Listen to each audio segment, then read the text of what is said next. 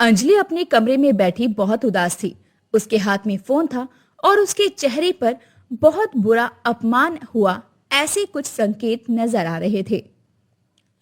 मैं तो विकास को सीधा फोन करके बोलूंगी कि मुझे पुणे वापस बुला लो। यहाँ तो सब मेरा मजाक उड़ाते हैं, कोई भी मुझे अच्छा नहीं समझता। आखिर मैं कब तक ऐसे घर में एडजस्ट करती रहूंगी। बस बस बहुत हो गया, अब मैं और ये सब नहीं झेल सकती। आरती और सीमा दरवाजे पर खड़ी थी। उनके चेहरे पर भी परेशानी साफ नजर आ रही थी। और उसके बाद आरती ने कहा, मेरी बच्ची फोन साइड रख, मैं हूं ना, चिल मार। ये सब इतना बड़ा नहीं है जितना बड़ा तू इशू बना रही है। आखिर छोड़ दे ये सब। अरे मैंने तो बस सच ही बोला था, मुझे नहीं पता था कि इसे इतना ज्यादा बुरा लग जाएगा। अरे थोड़ा सा सोचकर भी तो बोलना चाहिए ना, खाना बनाना कोई मशीन थोड़ी है। ये दिल से बनता है, दिमाग से नहीं।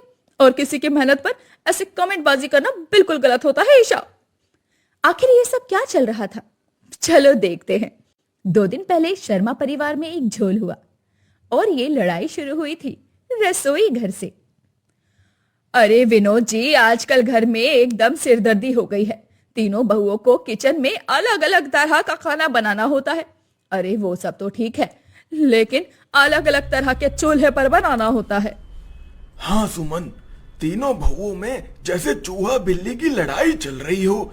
आरती गैस पर और सीमा वो गांव के चूल्हों पर और अंजलि तो बस करंट वाली चीजों पर ही खाना बना पाती है। सबको अपना तरीका ही नंबर 1 लगता है बस। रसोई में 3 अलग अलग चूल्हों पर काम चालू था। आरती गैस पर तड़का लगाती है और उसका कॉन्फिडेंस देखने के लायक था। आहा, मेरी सास ने सिखाया है कि असली टेस्ट तो बस गैस के चूल्हे पर ही आता है बॉस। मिट्टी के चूल्हे में कितनी देर लगती है और कितना सारा टाइम वेस्ट हो जाता है। बगल में सीमा मिट्टी के चूल्हे पर रोटी सेक रही थी। मेहनत से पसीना बहा रही थी पर खुश थी। दीदी क्या बात कर रही हो? दादी कहती है मिट्टी के चूल्हे का खाना तो सुपर हेल्थी होता है। आजकल के गैस वाले खाने में वो शुद्धता कहाँ, सब गैस और केमिकल भरा होता है। दूसरी तरफ अंजलि अपने इंडक्शन और माइक्रोवेव में बिजी थी। स्मार्ट वॉच देखते हुए बोली, भाभी ये जमाना नया है, ये मशीनें टाइम भी बचाती है और फिटनेस के लिए भी जबरदस्त जन्नत है। आजकल कौन इतनी मेहनत करता है, स्मार्ट वर्क करो भाई। भाई वाह, एक ही घर में 3 अलग अलग तरह से खाना बन रहा है, तो आज मैं किस तरह का खाना खाऊं?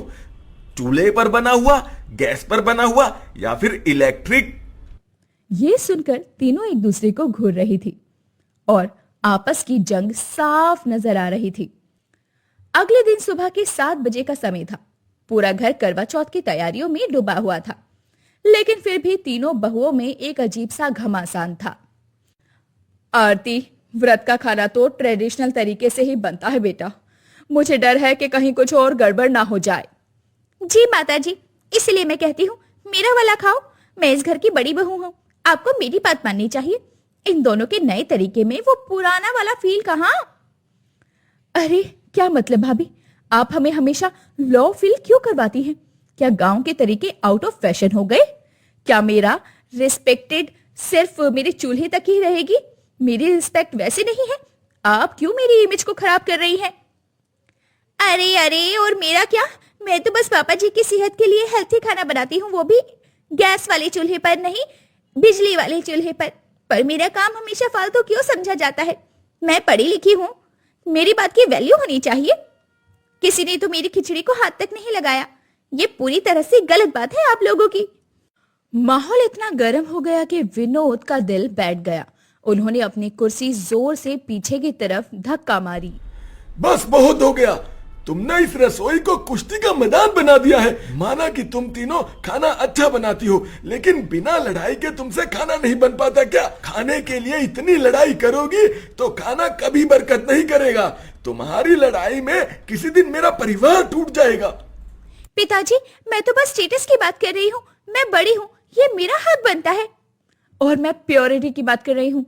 कम से कम मेरा चूल्हा तो मुझे शांति देता है।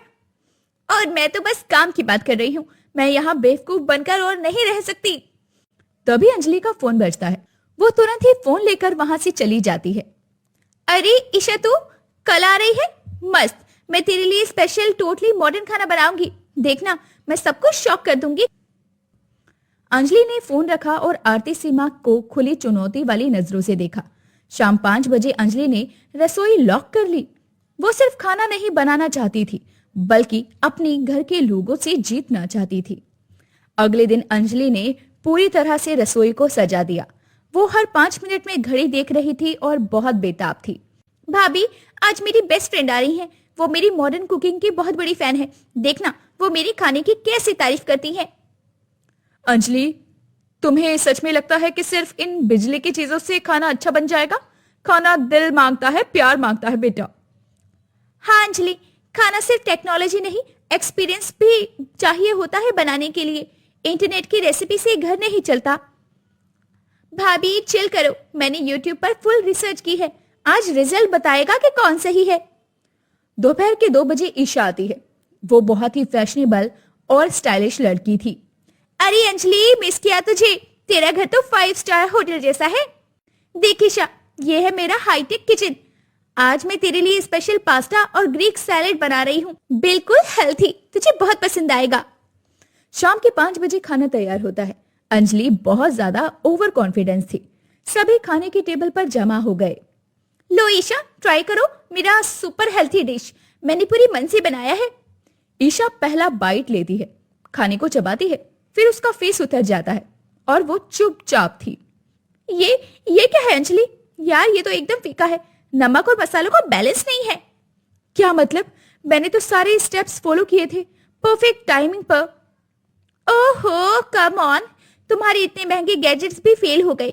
इसमें तो बिल्कुल टेस्ट नहीं है, ये तो सिर्फ उबला हुआ खाना लग रहा है। अंजलि को लगा जैसे उसके आत्मविश्वास पर हमला हुआ था। उसकी आंखों से आंसू बहने लगे। वो रोती हुई सीधे कमरे की तरफ भागी और उसे बहुत बुरा लग रहा था। मैं तो विकास को फोन करके बोलूंगी कि मुझे यहाँ से पुणे वापस ले जाओ। यहाँ मेरी कोई वैल्यू नहीं है। ये लोग तो मुझे कुछ भी नहीं समझते। विनोद और सुमन सदमे में थे। उन्होंने कभी घर में इतना बड़ा झगड़ा नहीं देखा था। अरे ये क्या तमाशा है? हे भगवान, मेरे घर को टूटने से बचा लो। ईशा बेटी, ऐसे नहीं बोलते। तुम समझदार हो तो समझदारी की बात करो ना। अंजलि रो रही थी। आरती और सीमा तेजी से उसके कमरे में जाती हैं और वो अपना दरवाजा बंद कर लेती है। बच्ची फोन रख दे, मैं हूं ना। ये झगड़ा किचन का नहीं, हम तीनों का है। अरे हमारे तीनों की फाइट है ये। मुझे भी कई बार ऐसा लगा कि मेरा सारा खाना बेकार है और मुझे कुछ नहीं आता। आरती की ईमानदारी और ममता देखकर अबीशा को भी बहुत बुरा लगता है। वहीं सीमा भी खड़ी थी। अबीशा ने शर्मिंदा होकर कहा, अरे मैंने तो बस सच कहा था। ईशा जी, खाना टेक्नोलॉजी से नहीं, दिल और इज्जत से बनता है। अंजलि ने दिल से बनाया था, उसका मजाक मत उड़ाओ। हम लोग बहने हैं यहाँ पर। हमारे बीच में जितनी भी लड़ाई हो, लेकिन कोई बाहर वाला हमें तोड़ नहीं सकता। अंजलि चिल, हमें तेरी टेक्नोलॉजी चाहिए, पर उसमें दादी का पुराना मसाला और मेरी मिट्टी का स्वाद भी मिक्स करना जरूरी है। आज के बाद हम सब मिलकर खाना बनाएंगे और एक दूसरे को सिखाएंगे। अंजलि ने फोन रखा। उसका गुस्सा शांत हुआ और उसने अपनी गलती एक्सेप्ट की। भाभी मुझे माफ करो, मैं सच में खुद को बहुत स्मार्ट समझती थी। आपके ट्रेडिशनल तरीकों का मजाक उड़ाया, मुझे माफ कर दो। अंजलि बस अब रोना बंद कर दे पगली। चल किचन में चलते हैं। तेरे तरीके और दीदी के गैस का अनुभव और मेरा देसी स्वाद सब मिलकर आज कुछ बढ़िया सी डिश बनाएंगे। अंजलि सच तो ये है कि मैं खुद जीरो कुक हूँ। मैं हमेशा बाहर से खाना ऑर्डर करती हूँ, मुझे माफ कर दे बहन। शाम के 6 बजे तीनों एक साथ रसोई में टीम वर्क कर रही थी। आरती ने पहली बार इंडक्शन पर हाथ लगाया। अंजलि ने मिट्टी का चूल्हा प्यार से छुआ। मैं गैस पर कड़क मसाला तैयार करती हूँ। अंजलि मुझे इंडक्शन पर पानी गर्म करना सिखाना। मैं मिट्टी के चूल्हे पर असली रोटी बनाऊंगी। दीदी थोड़ा सा तड़का इसमें भी डालना। और मैं इंडक्शन पर फटाफट सलाद और डेजर्ट तैयार कर देती हूँ। आज तीनों का टेस्ट मिक्स होगा। शाम के 7 बजे अंजलि का फोन आया। वो स्पीकर पर फोन को डालती है। विकास सुनो, आज हम तीनों मिलकर क्या बॉम्ब खाना बना रहे हैं। सब एक हो गए।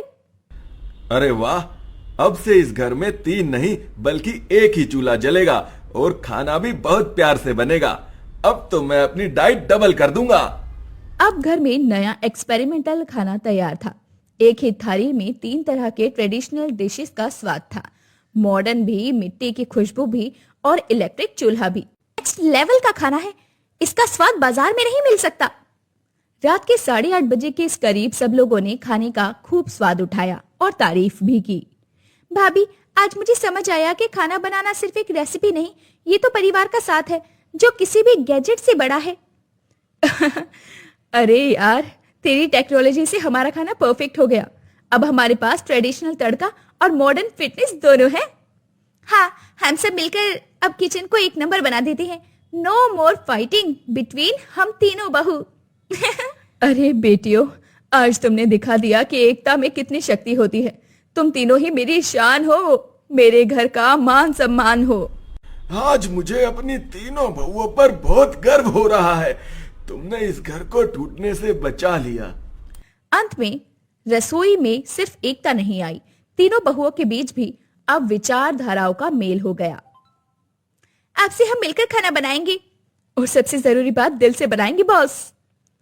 तीनों बहुओं की खुशहाल रसोई अब प्रेम की रसोई बन गई। किचन में शांति वापस आ गई